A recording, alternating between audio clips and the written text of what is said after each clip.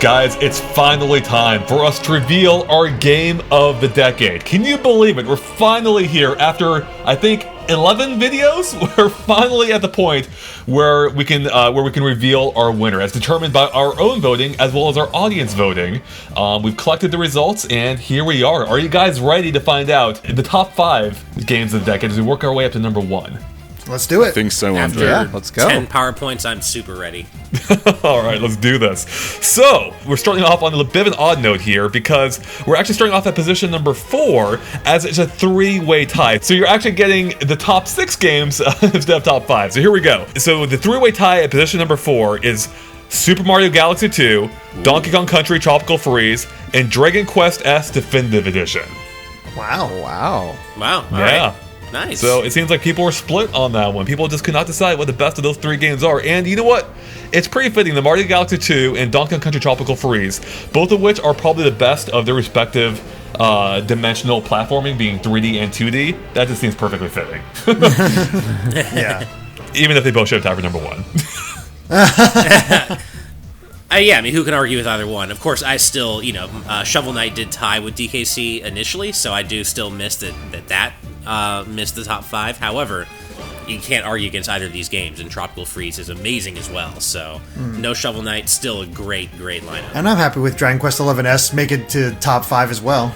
Me too. Yeah, that's the biggest surprise of this for me. I think I didn't think Dragon Quest XI-S would tie both Galaxy 2 and DKC Tropical Freeze. But I guess Dragon Quest made such a big impression on, well, both Derek and Ash specifically, who both bought it for 2018 and 2019 respectively.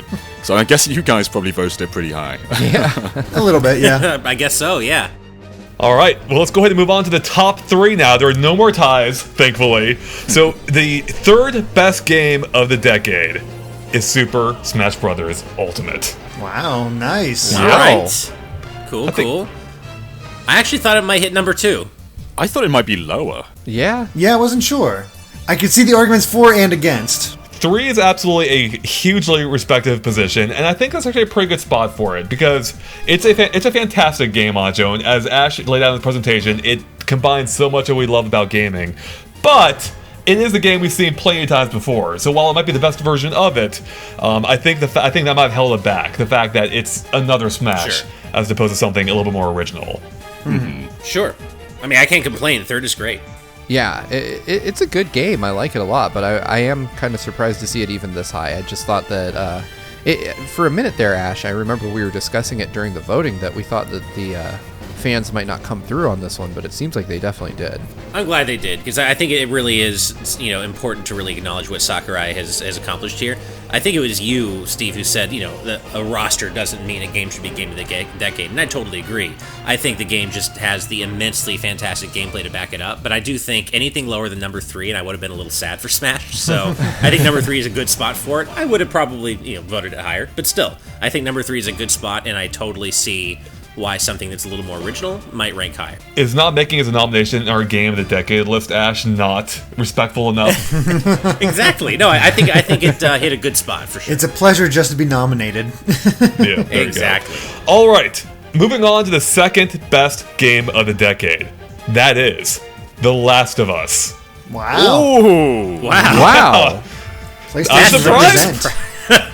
It's absolutely deserving, but I'm It still absolutely really is, surprised. yeah. That's a shocker, though. I was actually kind of thinking this might be the overall winner, just because it made such a big impact on... I think everyone who in this discussion has played The Last of Us and loved it.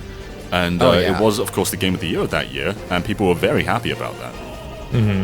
Yeah, it's a fantastic game, and I'm really happy to see a PlayStation game in the top 2. Same. Yeah, I mean, what this game does is it really marries strong gameplay with a really powerful narrative. Like, probably one of the most powerful I've seen in a game, at least on a a more grounded level. Like one that feels plausible despite the whole like zombie angle. It feels human. It feels raw. Yeah. No, it absolutely does. And I would not have expected number 2 necessarily for us, but I think, as Steve said, I'm really happy to see a PlayStation game in the top 2 or top 3. This game is phenomenal. You can't argue against it. It's so good. Maybe if it weren't for those raft sections, it'd be number one. Those underwater sections, that's for sure. Yeah, I think that might catch a lot of people off guard. Hey, a Nintendo biased channel giving the second game to Last of Us, the PS4 game. So a Nintendo biased channel that nominated like 60 non-Nintendo games. I know. Half our nominees, over half our nominees, I believe, were non-Nintendo games. Exactly. So right. All right, guys, it's time to move on to number one, the best game of the decade. What's happening here? It was magical. Oh boy. Man. Logo. Yep, there it goes. And it is... Breath of the Wild. The Legend of Zelda really Breath of the Wild. Didn't see this one coming, guys. Steve, can you just pretend to be a little bit excited? No, that's Persona, Steve. So, there we go. The official game of the decade. Doesn't matter by what standard you're measuring it. That is the objective game of the decade now. Congratulations, Breath of the Wild. It definitely shook up the Zelda formula and arguably the open world formula, and I think it earned its place as the ultimate game of the decade here. Mm-hmm. I think that second part is probably why it just made so much more of an impact. It's not just taking Zelda and putting it into an open world formula. It's taking the open world formula and just changing it up for everybody. So yeah, like you questioned a lot, Andre, during our grill process. What does this open world game bring in a post Breath of the Wild world? That's significant when you're like, okay, they changed up open world games. Yeah, it's not really fair to open world games that came before it, is it? Or after, even. If you go back to old open world games now, they feel dated. Breath of the Wild has just set such a high standard, and even with some new releases, they do just feel like they're living in a post Breath of the Wild world.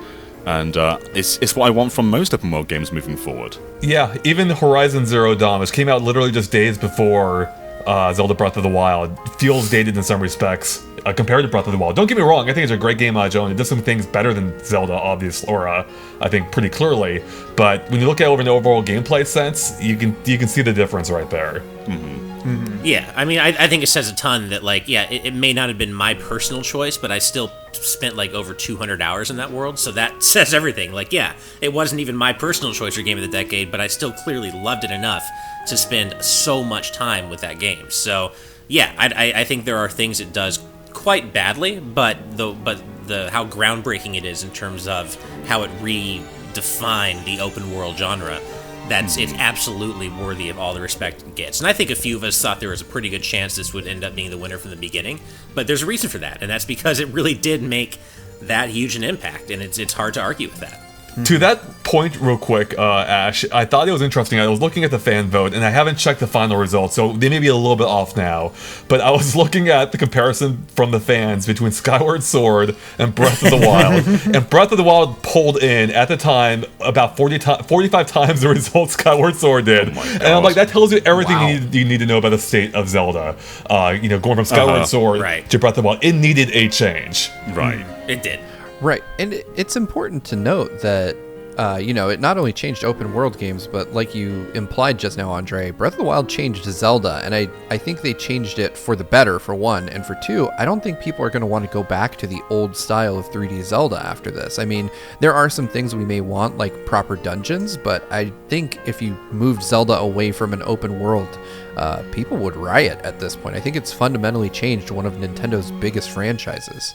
For sure. And an interesting thing about this whole presentation as well is when we bring up Breath of the Wild, we always discuss its faults, whereas with other nominations we sort of deflect those kind of things, but you can openly discuss why Breath of the Wild comes short in some areas. But it's the parts where it excels that sets it so high above that those moments don't even really matter in the grand scheme of things. And that's why Breath of the Wild 2 is exciting to me, because it has the potential to build upon those shortcomings, while also just still maintaining everything that made Breath of the Wild 1 so good. Yeah, that's it. Yeah, maybe that could be the game of the next decade, John. Who knows? It is notable, just like... I still have such vivid memories of getting off the plateau, finally getting on the ground, seeing everything laid out before me and being like, where do I go? And just sort of wandering around a little bit, taking my time to take it all in now that I've gotten past this point that we saw at the E3 demo and whatnot. And within 20 minutes, all of a sudden I see this dragon grow out of the lake nearby. I'm like, what the heck is that? That's so funny, Derek, because it was literally like at least a week, I think, before I saw the dragon. In fact, Ash was out my house when he was playing it pre-release with me, and I think you saw it first. Like, you're like, hey, what's that thing flying off in the distance? I'm I like, think what the I heck did. is that thing? Yeah, that's right. I think, I don't know, I think I'm part of at least a fairly sizable group of people when I say that when Aonuma said that future Zelda games are all going to be open air, I kind of groaned, because as much as Breath of the Wild did right, I don't want every Zelda game after this to emulate it, which exactly is why I'm excited, like what you said, John. Breath of the Wild 2 does have the potential to be 100% the game that I wanted Breath of the Wild 1 to be, as opposed to just a lot of it. Because it does seem from that first trailer that they are going to hopefully maybe focus a bit more on story and actually have a story and a cast of characters that I, care about. Of course, I cared about the Guardians in Breath of the Wild 1, but they're all dead. So it's like, it's hard to care about them too much. And papaya. So I do hope that, I don't feel like there's anything to fear about other Zelda games, because on the Switch right now we have a 2D Zelda, we have an indie dancing Zelda, we have Breath of the Wild, we have Hyrule Warriors. There's so many different genres of Zelda right now. So I feel like there's still gonna be plenty of variety in the franchise. Absolutely. Sure. Yeah, I don't think this is going to take over anything. Like, it's not like you would have thought after Mario 64 that's all Nintendo would have done with that formula. We got one game kind of building off that formula, and then they completely changed things up, and it was still good. Look at Galaxy and Galaxy 2. And then they did it again. They keep changing up the formula, and it all works. So that's what makes it fun with Nintendo. They don't just find something that works and stick with it for a long time. They often change up how their franchises do once they realize they've kind of gotten into a rut, which arguably that's what happened to Zelda. Is still even as the quality stay consistent, it just, you could feel the rut. Totally. I mean, you're definitely not wrong there. I feel like Zelda is where they stagnated the most with their major IPs, I feel like, and it definitely needed to shake up. And as I said, the fan vote seemed to reflect that. So, yeah. I mean, I loved pre-Breath of the Wild 3D Zelda, but, even I, like, by Skyward Sword, and even Twilight Princess, really, but after Twilight Princess and Skyward Sword, I was like, okay, we need a real shake-up here, and Breath of the Wild gave us that, and I think Breath of the Wild 2 has a real chance to refine the things that Breath of the Wild 1 didn't do well, and if we can get Breath of the Wild's gameplay with maybe some more focused world design and a great story, that really could be my game of the decade, personally, for the next decade. So, yeah, I am excited to see what happens. Mm-hmm. Yeah, I think John said it pretty well. Like, this game, it's not perfect. It doesn't do everything. It's not every aspect of it is top of its class. But the things it does do well are done so well that it is easy for most, I think, to overlook its deficiencies. And that it seems to be why it landed the #1 slot here, because it is such a groundbreaking game when it comes to not just Zelda, but open world games in general.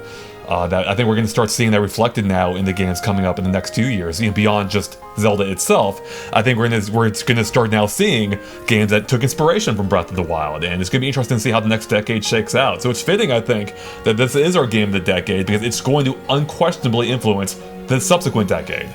Mm-hmm. Yeah, much the same way as Ocarina. And honestly, there's something I just realized that we've all taken for granted that is kind of amazing. Link's outfit is completely different. I think that's a huge signifier, because Link's always looked a certain way, but the champion tunic somehow immediately became iconic. People love it. People associate with it. It's become it was immediately made a costume in Hyrule Warriors and other games, and that's what Link's wearing in Smash. It's like this almost became his new official costume. I mean, it's not even the same Link, and yet he is the new Link now. He is the Link in Smash Brothers. So. No, it's funny, and like, speaking of Smash, it doesn't seem weird to me, too. Like, we all know Link has his traditional costume and other traditional costumes available in Smash, but they look weird to me now. Like, they look right on other Links, but when I see that Link in a regular traditional Link costume, it doesn't look right. Like, Breath of the Wild not only redefined what people expect from open world games, but it redefined what Nintendo fans expect Link to look like, because, like you guys said, when I see that Link, I just see Link. I don't think like, oh, I see Breath of the Wild Link, but that costume has just become so natural to me for Yeah. Link.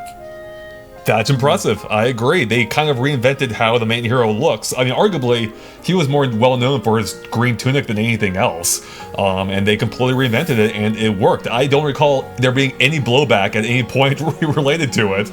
I don't remember anyone even really longing for the original costume. I mean, you can get them through Amiibo, but I don't remember any complaints in relation to that. Where people, always has some complaint with Amiibo. I don't remember anyone even complaining about that aspect. So No.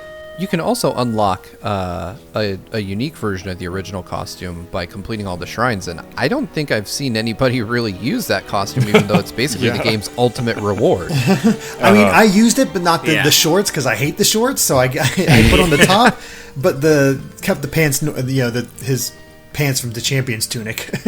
Yeah, that's the most Nintendo Right. move ever, by the way. Like, giving you the ultimate piece of armor and having it not include real pants. it's the mailman Yeah. outfit from Twilight Princess. While we're on the subject of Link's design, we should really shout out Zelda's design in Breath of the Wild. This is one of the freshest, most memorable Zelda designs I've seen yet for the character. Like, I really do like the Link Between Worlds / Link to the Past version we see in Smash. I love that design, but I really do like the scientist, explorer, kind of like roughing it in nature design that we see for Zelda in Breath of the Wild. It's just a different take on the character, and I am even more excited about the prospect of her finally being playable, maybe, in Breath of the Wild 2, but it's a really great take on the character. Right, yeah. Breath of the Wild's character designs are just great overall, I feel. All the champions are great. The Guardians, man. they're still terrifying to this day.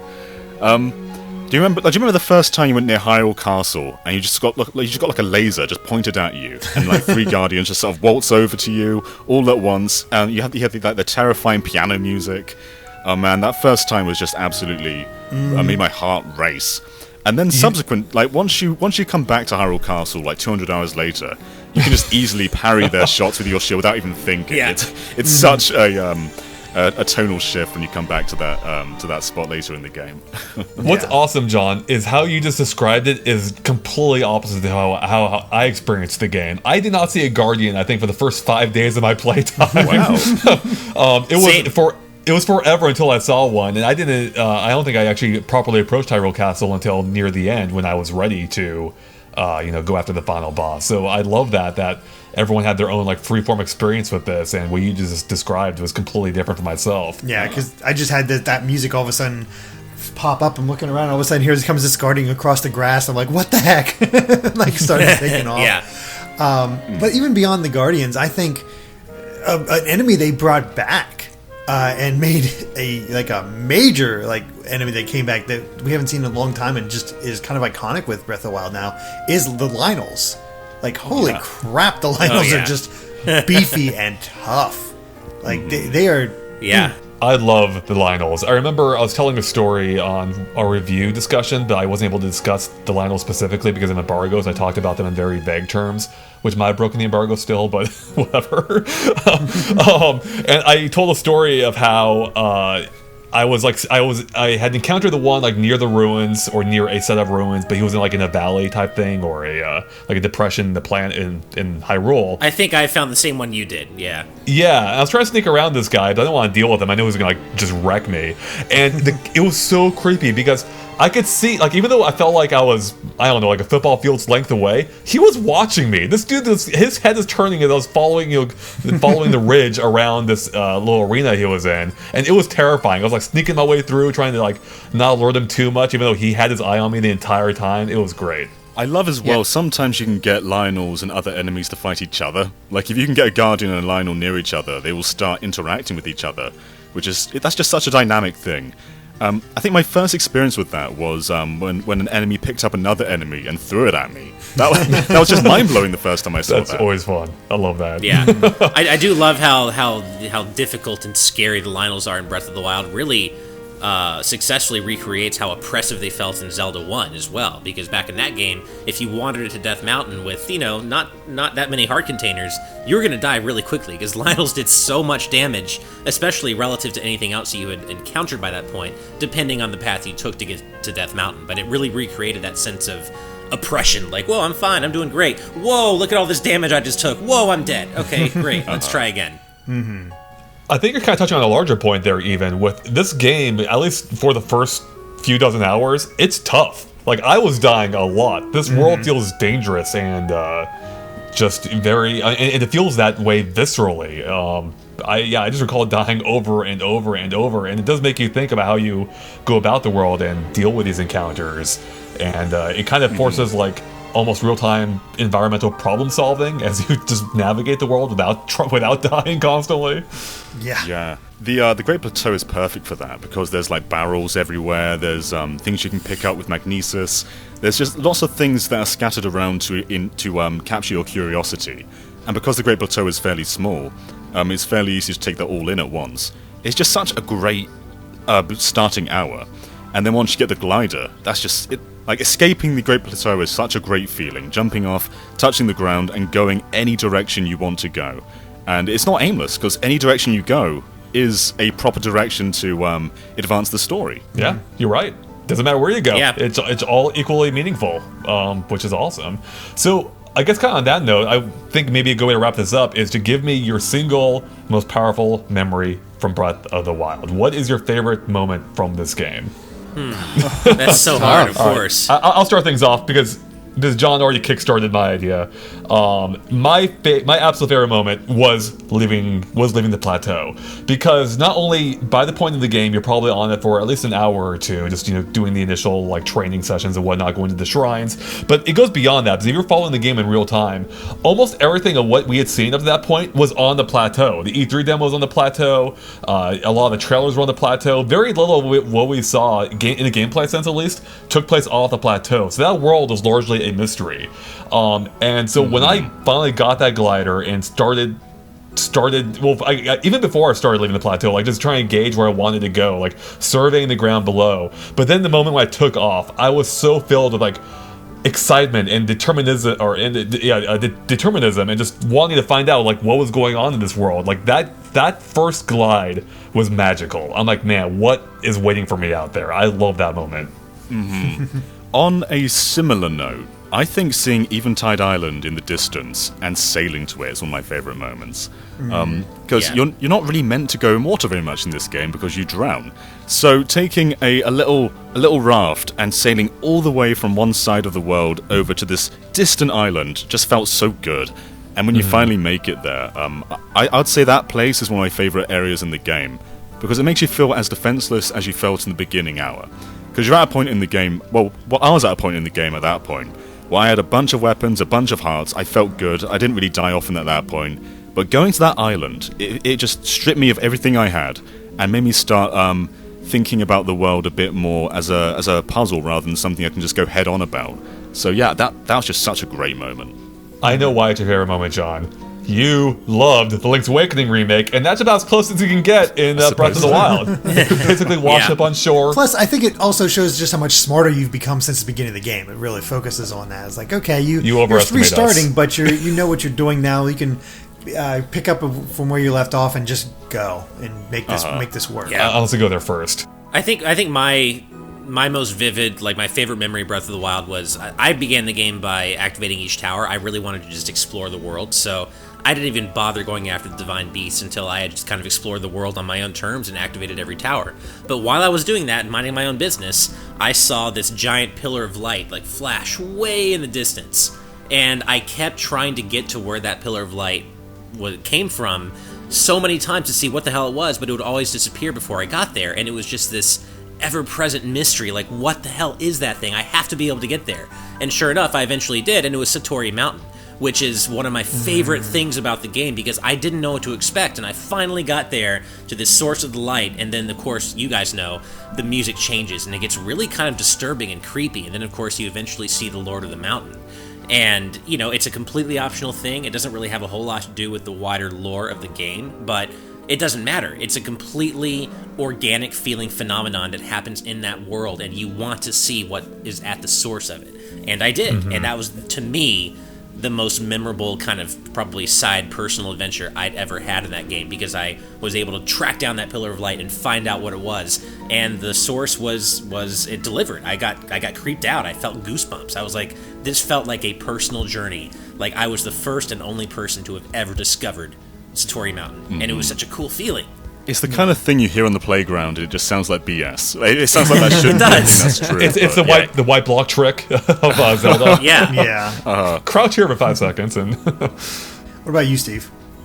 For me, my memory is a lot more mundane than y'all's. I remember early on, and like Andre, I was playing it before it came out, so I couldn't really like search for help on how to do things, but I came across one of the towers, and I wish I could remember which one it was, but it was covered in Ganon's malice, so when you walk through it, you get hurt, and at that point, I didn't know how to dispel that stuff, so I was just like, there's no way to climb up this tower, and I ended up using some balloons from Octorocks that I had killed and just making a flying platform so I could go over it and then sail over to where I could grab on.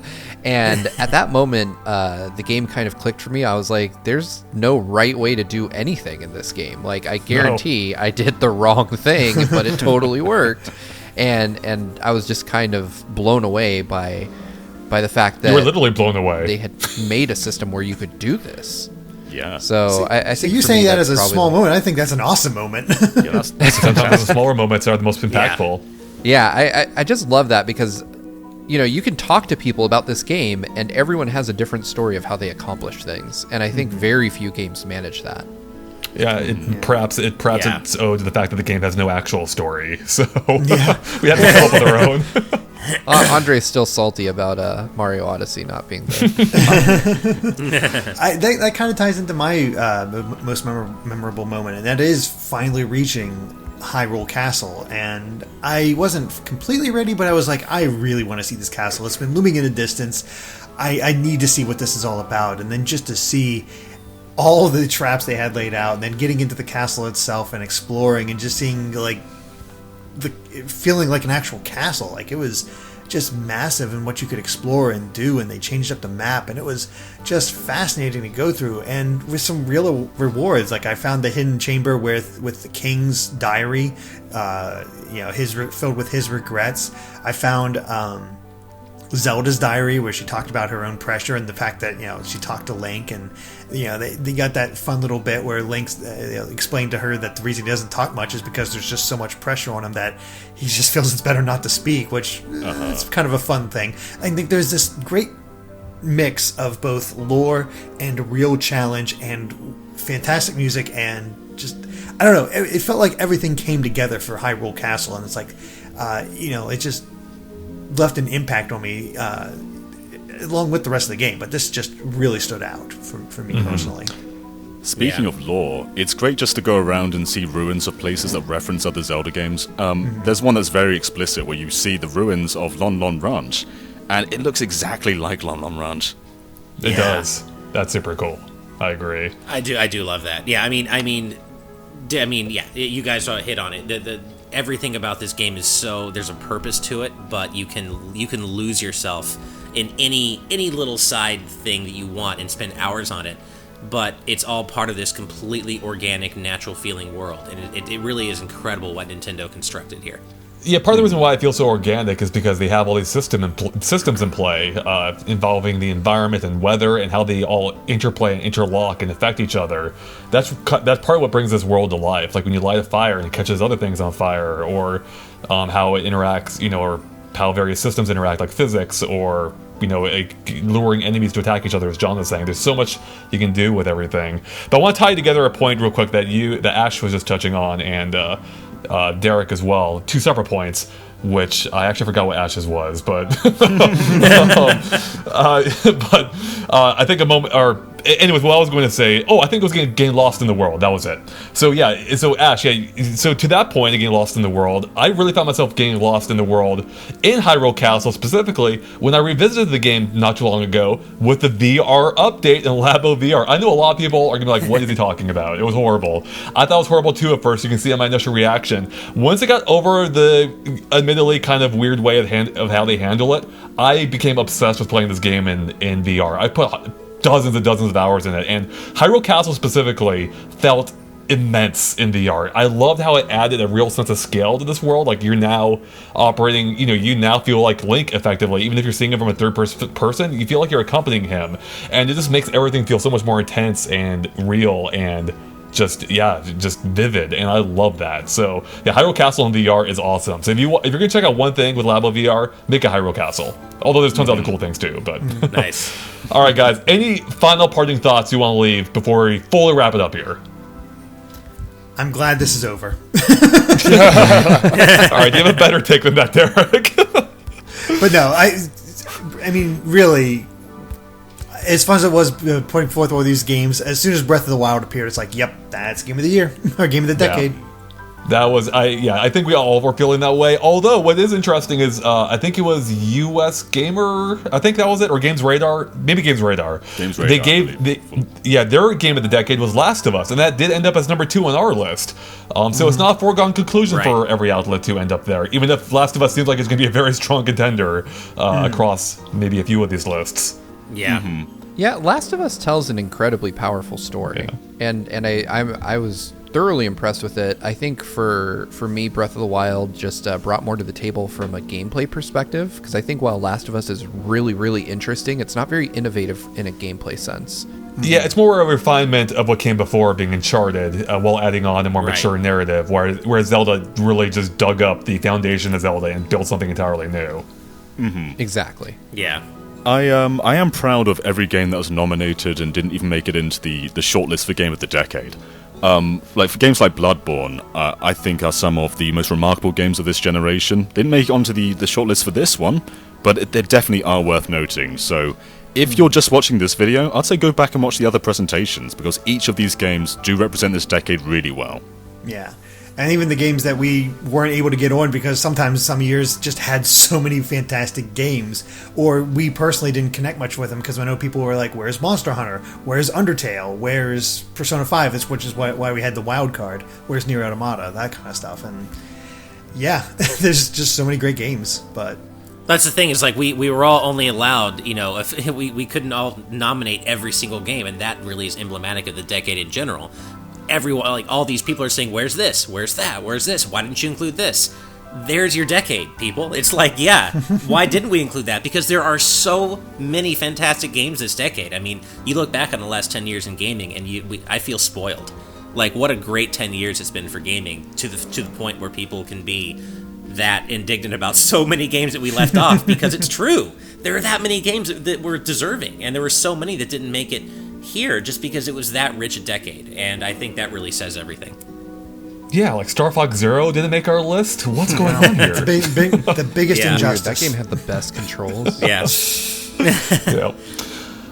All right. Well, I think that about brings us to the end of our Game of the Decade discussion. We actually talked more about this than I expected we would. So congratulations to the Zelda Breath of the Wild, the official Game of the Decade, by Game Explained standards. And with that, thank you so much for watching. And of course, stay tuned to Game Explained as we enter the new decade.